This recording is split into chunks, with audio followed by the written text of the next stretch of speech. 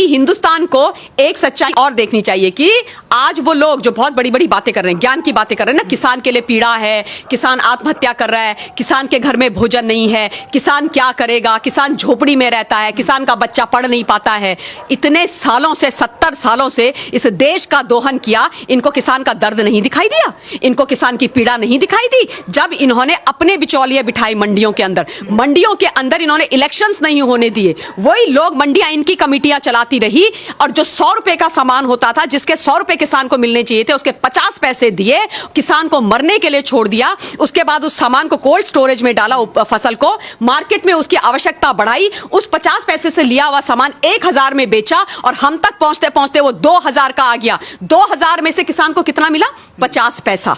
50 पैसा। इन लोगों की बदौलत, ये बिचौलिए जो बैठे हुए हैं और इनके जो राजनीतिक आका बैठे हुए, उन लोगों की बदौलत, और जो आज सड़कों में खड़े होकर के चिल्ला रहे हैं, इसी बात का दर्द है, इसी बात का दर्द है। तब इनको किसानों की चिंता नहीं हुई। एक और बात बोलती हूं, 2004 से 2014 तक ये पता कीजिए हिंदुस्तान के इस हिंदुस्तान के हमारे किसानी कृषि मंत्री कौन थे? मैं बता देती हूं नाम, शरद पवार जी थे। और अब आप एक काम कीजिएगा, मैं ये डेटा मैं आपको नहीं बताऊंगी, आप 2004 टू 2014 तक ये निकालना कि कितने किसानों ने हिंदुस्तान के अंदर आत्महत्या करी, किस पूरे देश के अंदर और राज्यों के अंदर और खासतौर पे महाराष्ट्र के अंदर।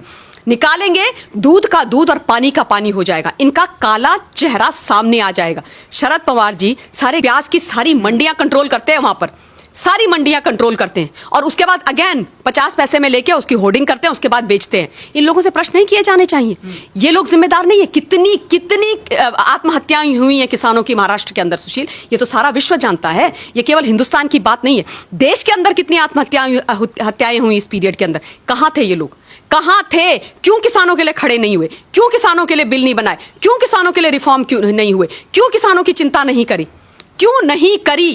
और आज एक प्रधानमंत्री, एक चाय बेचने वाले के बेटे ने जब इस देश में गरीबों के साथ, किसानों के साथ खड़ा होना शुरू करा, तो इनके दिलों के अंदर दर्द होने लग गया, इनको तकलीफ होने लग गई और ये बिलों से बाहर निकल करके तो ऐसे आ रहे हैं जैसे पता नहीं क्या हो गया, क्योंकि इनके जो जहरीले फन है ना, वो कुचले जा रहे हैं।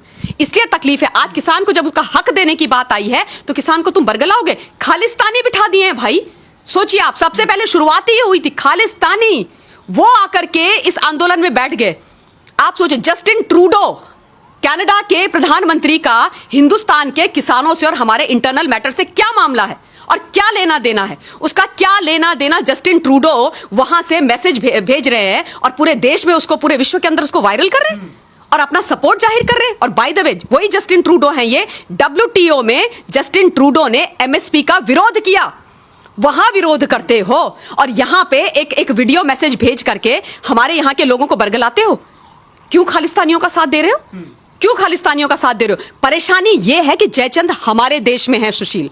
जयचंद इस देश की धरती के अंदर बैठे हुए हैं। वो इस देश का, मां भारती का, यहाँ की जनता का, चाहे वो जवान हो, किसान हो, आम जनता हो, उसका भला नहीं चाहते, क्योंकि जिस दिन उसका भला हो गया ना, इनकी दुकानें, इनका रोजगार बंद हो जाएगा। इसलिए जब किसानों की बात आती है तो ये चले जाते हैं कनाडा। जब धारा 370 और 35 से हटाई जाती है तो ये पहुंच बैठ जाते हैं चीन की गोद में। जब आतंकवाद करवाना होता है तो ये बैठ जाते हैं पाकिस्तान की गोद में। ये देशद्रोही हैं, ये देशद्रोही हैं। इनको पहचानना और इनकी खाल खींचना शब्दों के बाणों से और सच्चाई से बहुत ज्यादा आवश्यक है, बहुत ज्यादा आवश्यक है। क्योंकि जब तक हिंदुस्तान का आम नागरिक नहीं समझेगा, जनता नहीं बोलेगी, ये नहीं सीधे होने वाले हैं। इन्होंने दिखाना, योगेंद्र यादव, मिस्टर योगेंद्र यादव, आप बताओ ये कहां का किसान है भाई? मैंने तो आज तक इनको, मतलब आप पूछिए इनसे पूछिए कि इनकी कितनी बीघा जमीन है, इनको पूछिए बीघा होता क्या है, पूछिए आप इनसे, अंग्रेजी बोलते हैं एलीट, इनसे पूछिए बीघा क्या होता है, कितनी बीघा जमीन है आपकी, पूछो आप, और कहां पर है और कितने आपके यहाँ, कितनी मतलब कभी आपने की है, कभी कोई रोपाई वोपाई की है कभी गांव में जाकर के? फसलों के आपको पता है कौन से सीजन में कौन सी फसल होती है? आप वहां पर गमछा ऐसे सर में लगा करके आप पहुंच गए किसानों के बीच में। ये तो वो व्यक्ति हैं, मुझे अभी तक याद है जब JNU में छात्र आंदोलन हुआ तो ये वहां भी कूद गए थे। नेताजी से ये स्टूडेंट बन गए, अब ये नेताजी से किसान बन गए।